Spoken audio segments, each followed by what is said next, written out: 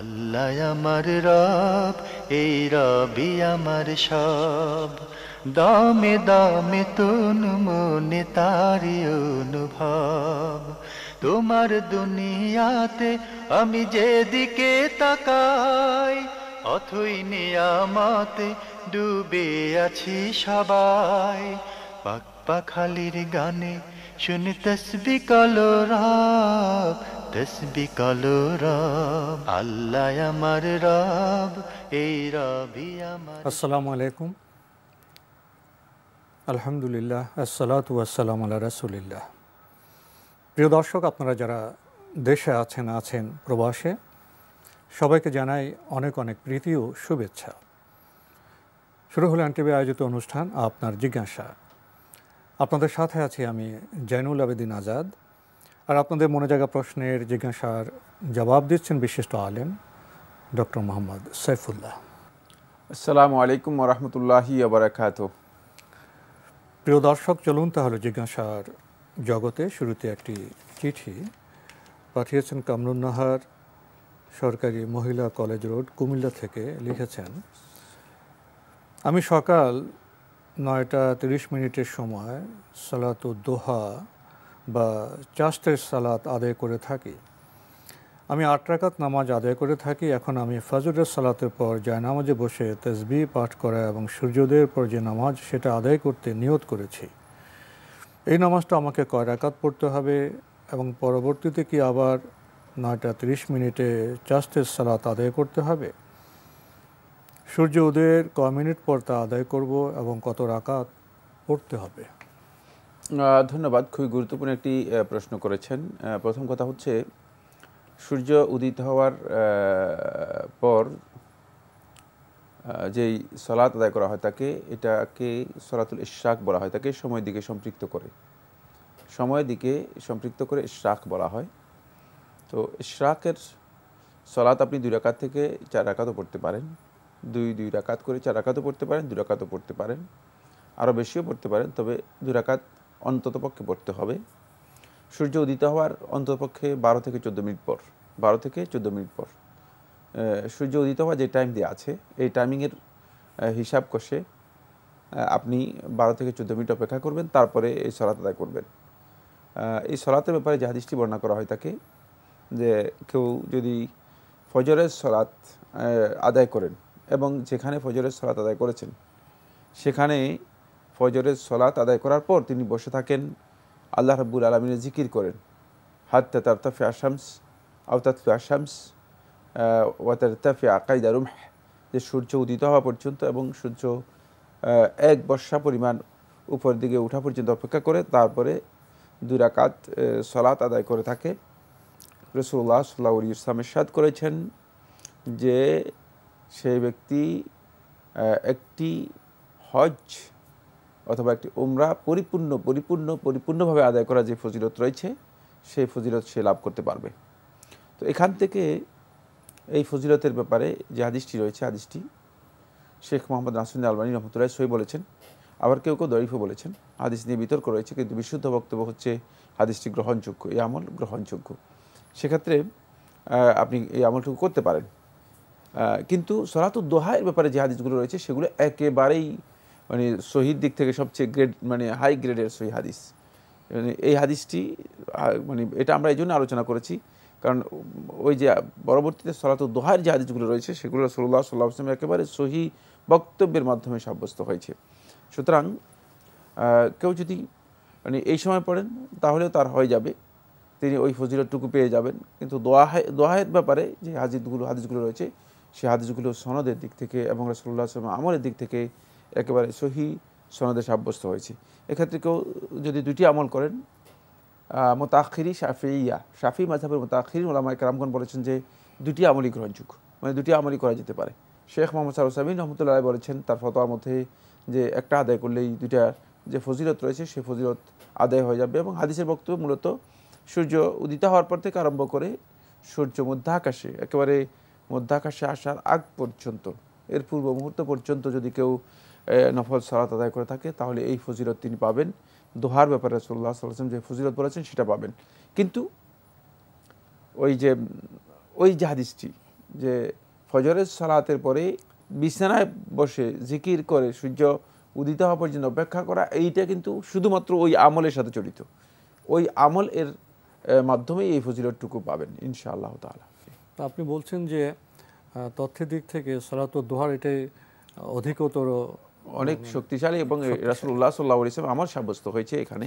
আমরা জানলাম বিষয়টি সম্পর্কে। প্রিয় দর্শক, আমাদের হাতে আরও একটি ইমেল, এটি পাঠিয়েছেন মনিরুল ইসলাম ইংল্যান্ড থেকে। লিখেছেন, ধন্যবাদ জানাচ্ছি আপনাদেরকে এবং এনটিভি কর্তৃপক্ষকে চমৎকার এই অনুষ্ঠানটি সম্প্রচার করার জন্য। আমি নিয়মিত দেখার চেষ্টা করি। সুদূর ইংল্যান্ড থেকে আপনি আমাদের অনুষ্ঠান দেখছেন, আপনি ধর্মের প্রতি আকৃষ্ট এবং জানার চেষ্টা করছেন, আপনাকেও আমরা ধন্যবাদ জানাই। আপনি প্রশ্ন করেছেন, আমার কাজের জায়গায় যে টয়লেটের কমোড অনেক সময় বসার উপযোগী থাকে না, অর্থাৎ অন্যের ব্যবহার করার ফলে পেশাব লেগে থাকে, তাই বাধ্য হয়ে দাঁড়িয়ে পেশাব করলে কি আমার গুনাহ হবে? দাঁড়াই পেশাব করার প্রয়োজন হতে পারে যদি যেখানে আপনার মানে সুযোগ নেই, বসার কোনো সুযোগ নেই। যদি সেখানে আপনি কমোডে বসার মতো সুযোগ থাকে, বসাটাই হচ্ছে আপনার বিধান। যেহেতু রাসূলুল্লাহ সাল্লাল্লাহু আলাইহি ওয়াসাল্লাম দাঁড়িয়ে প্রসাব করতে নিষেধ করেছেন, ওমর খাত্তাব রাদিয়াল্লাহু আনহু বর্ণিত সহিহ রিওয়ায়াত দ্বারা সাব্যস্ত হয়েছে। সুতরাং এই কাজটি ইচ্ছাকৃত যদি কারো করতে হয় তাহলে তিনি গুনাহগার হবেন, ইচ্ছাকৃত করলেই গুনাহগার হবেন। কিন্তু যদি ওযর থাকে, বসার জায়গা নেই, তাহলে তার জন্য জায়েজ রয়েছে। নিরুপায় হলে, বাধ্য হলে সেখানে এটা হতে পারে। প্রিয় দর্শক, আমরা পেশাবের সঠিক পদ্ধতি সেটাও জানলাম। আরেকটি প্রশ্ন করেছেন আপনি, আমার ওয়াইফের ব্যবহৃত স্বর্ণালঙ্কার যদি নেশাব পরিমাণ থাকে তবে এর কি যাকাত আদায় করতে হবে?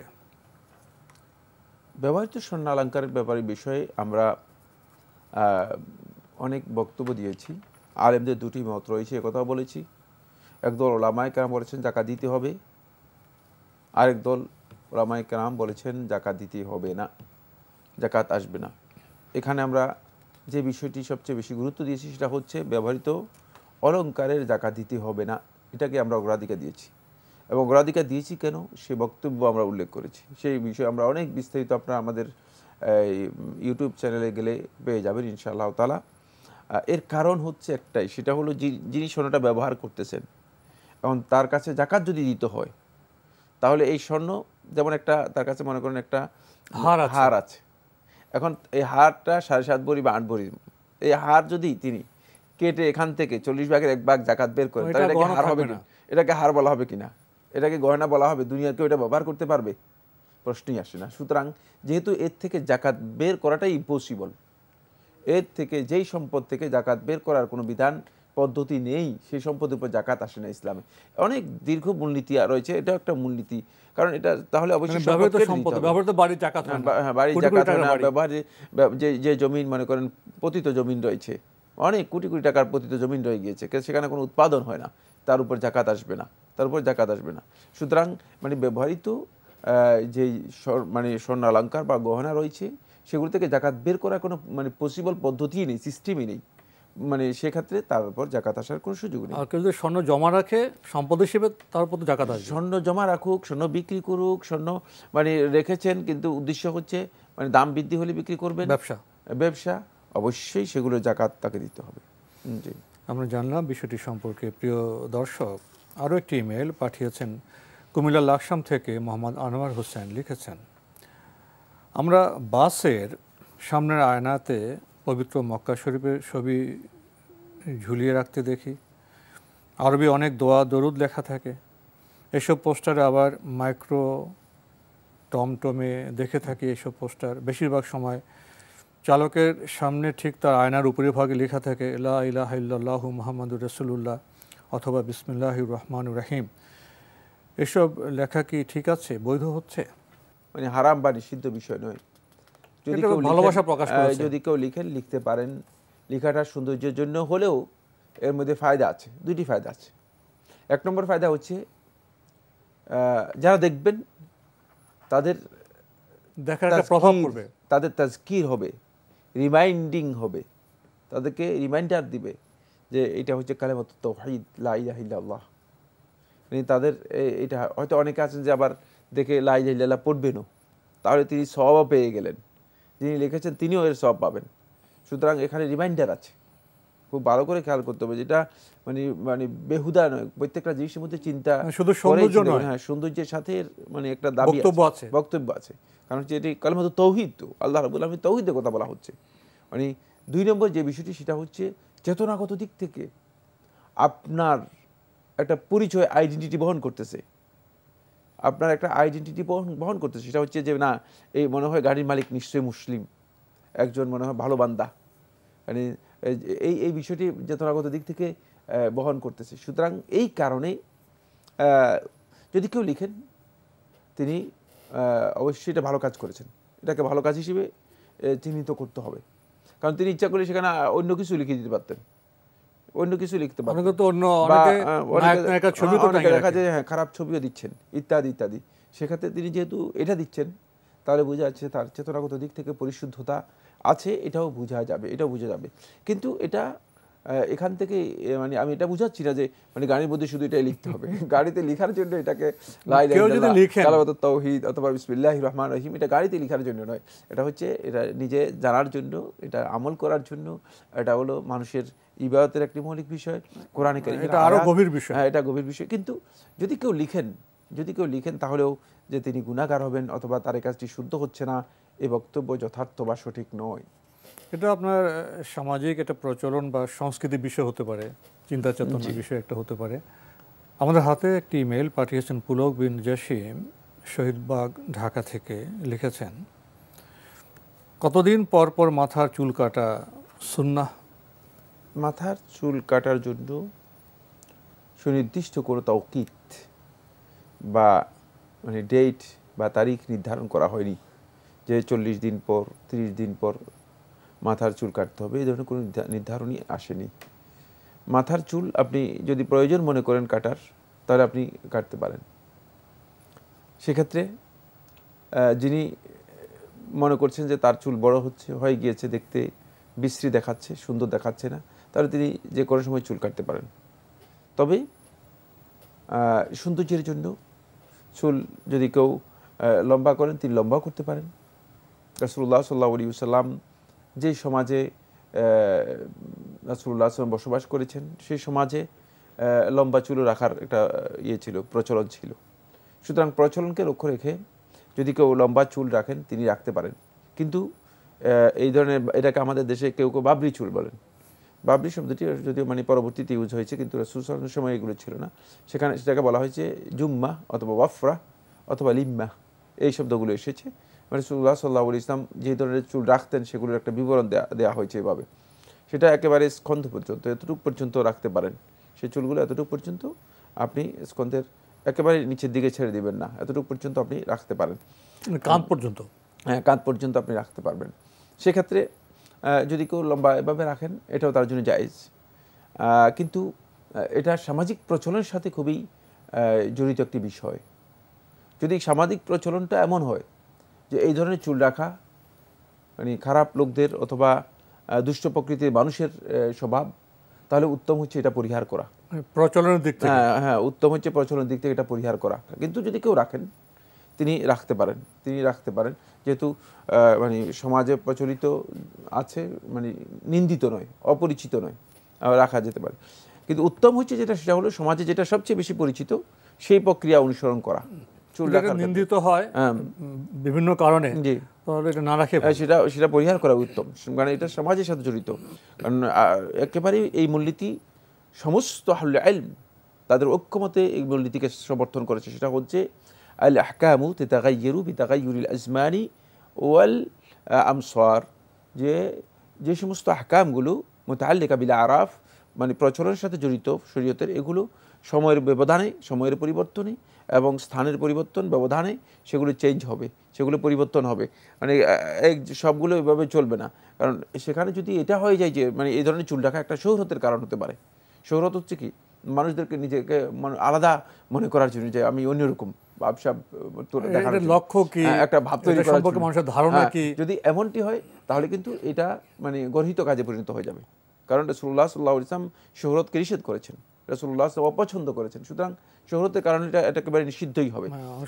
অহংকারের সাথে যুক্ত হয়ে যায়। এই জন্য এক্ষেত্রে বিধান হচ্ছে যেটা, সেটা হলো আপনি যখন দেখতেছেন যে না চুল আপনার কাছে পছন্দ হচ্ছে না, ভালো মনে হচ্ছে না, সেক্ষেত্রে আপনি চুল ছোট করতে পারেন। এর জন্য নির্দিষ্ট সময় নির্ধারিত কোরআন এবং হাদিসের কোথাও আসেনি। জি, আরেকটি প্রশ্ন করেছেন, আপন চাচিকে কি বিয়ে করা জায়েজ? চাচিকে বিয়ে করা জায়েজ, চাচিকে বিয়ে করা না জায়েজ নয়, জায়েজ রয়েছে, যেহেতু চাচি হারাম নয়, মুহাররামাত নয়।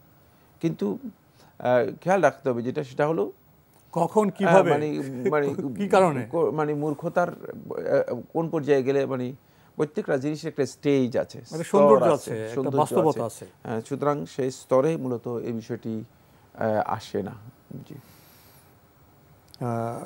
আরও লিখেছেন, হস্তমৈথুন করা কি জায়েজ? এতে কি শারীরিক ক্ষতি হয়?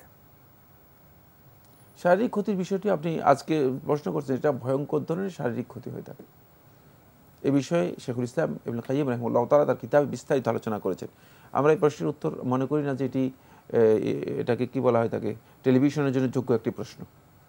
এগুলো যে কোনো আহলে ইলমদের কাছ থেকে ব্যক্তিগতভাবে জেনে নেবেন, আশেপাশে আলেমদের কাছ থেকে জেনে নেবেন। দ্বিতীয় নম্বর হচ্ছে আপনি যে প্রশ্নটি করেছেন, হস্তমৈথুন হারাম, এটাই বিশুদ্ধ বক্তব্য, এবং এটাকে জুমহুর আহলে তাহকিক উলামায়ে কেরাম সমর্থন করেছেন, এই বক্তব্যকে গ্রহণ করেছেন।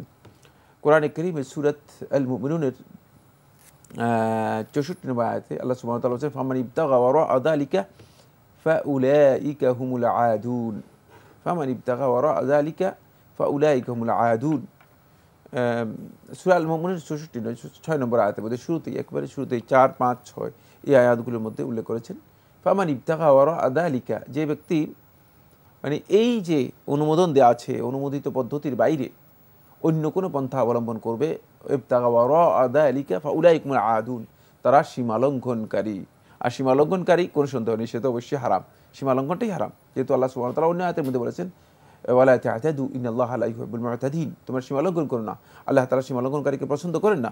অন্য আয়াতের মধ্যে আল্লাহ সুবহানাহু ওয়া তাআলা বলেছেন, তিলকা হুদুদুল্লাহি ফালা তা'তাদুহা, এগুলো আল্লাহ তাআলার নির্ধারিত হুদুদ, সীমারেখা, যেগুলো তোমাদের জন্য আল্লাহ সুবহানাহু ওয়া তাআলা অঙ্কিত করে দিয়েছেন, ফালা তা'তাদুহা, তোমরা এই সীমাগুলো লঙ্ঘন করো না। কিতাবুর রিসালাহ ইমাম শাফিঈ রাহমাতুল্লাহ উল্লেখ করেছেন, এই আয়াতের পর ইমাম শাফিঈ রাহমাতুল্লাহ বলেছেন, এখানে আল্লাহ রাব্বুল আলামিন স্পষ্ট করে ইঙ্গিত দিয়েছেন, আল্লাহ তাআলা বলে দিয়েছেন যে মানে যেই বৈধ প্রক্রিয়ায় তোমাদের মানে যৌন প্রয়োজন তোমাদেরকে মেটানোর জন্য অনুমোদন দেওয়া রয়েছে, এই বৈধ প্রক্রিয়ার বাইরে তোমরা যেতে পারবে না। বাইরে যাওয়াটা তোমাদের জন্য বিভিন্ন দিক থেকেই ক্ষতিকর, আর বিভিন্ন দিক থেকে তোমাদের জন্য হারাম বা নিষিদ্ধ। ফলে দেখেন রাসূলুল্লাহ সাল্লাল্লাহু আলাইহি ওয়াসাল্লাম যখন যুবকদেরকে মানে বিয়ের কথা রাসূলুল্লাহ ইনস্ট্রাকশন দিয়েছেন, যখন রাসূল সাল্লাল্লাহু আলাইহি ওয়াসাল্লাম বলেছেন যে ফামান লাম ইয়াস্তাতি' মিনকুম, তোমাদের মধ্যে যে ব্যক্তি একেবারে বিয়ে করার সামর্থ্য রাখবে না, ক্ষমতা থাকবে না, ফাআলাইহি বিসসাওম, তাহলে সে সিয়াম পালন করবে। কিন্তু রাসূলুল্লাহ সাল্লাল্লাহু আলাইহি ওয়াসাল্লাম এই কথা বলেন নাই যে তাহলে সে এই ধরনের অপকর্ম করবে। তাহলে বোঝা গেল যে রাসূলুল্লাহ সাল্লাল্লাহু আলাইহি ওয়াসাল্লাম যদি এটা বৈধ হতো, এই পদ্ধতির যদি কোনো অনুমোদন থাকতো, অবশ্যই রাসূলুল্লাহ সাল্লাল্লাহু আলাইহি ওয়াসাল্লাম সিয়ামের কথা বলতেন না। ফলে এই কাজ যদি করে শেখুল ইসলাম ইবনে কাইয়্যিম রাহমাতুল্লাহ আলাইহি, আমি বলেছি যে অনেক বিস্তারিত আলোচনা হয়েছে, একটি কথা বলেছেন, সেটা হচ্ছে এটি পরবর্তী সময়ে তার যৌন সক্ষমতাকে একেবারেই করে দেয়, কি কয়, বিনষ্ট করে দেয়। পরবর্তী সময় সে জীবনের সত্যিকার যেই মানে চাহিদা পূরণ করার বিষয় ছিল, সেগুলো তার স্বাভাবিক অবস্থা আর সেই জীবন যাপন করতে পারে না। এটি মানসিক রোগের কারণ হয়, এটি পারিবারিক দ্বন্দ্বের কারণ হয়, পরিবার বিধ্বস্ত এবং ক্ষতিগ্রস্ত হওয়ার কারণ হয়, ইত্যাদি ইত্যাদি প্রচুর কারণ তিনি উল্লেখ করেছেন। ভাই, আপনি আরও লিখেছেন, আমি যদি কাউকে নিজের জীবন সঙ্গিনী হিসেবে চাই, তাহলে কি আল্লাহ আমাকে তার সঙ্গে বিয়ের ব্যবস্থা করে দেবেন? অসন্তুষ্ট হবেন না, কিন্তু আল্লাহ তাআলার ফয়সালাকে আপনি মেনে নিতে পারছেন কিনা সেটা হলো কার বিষয়।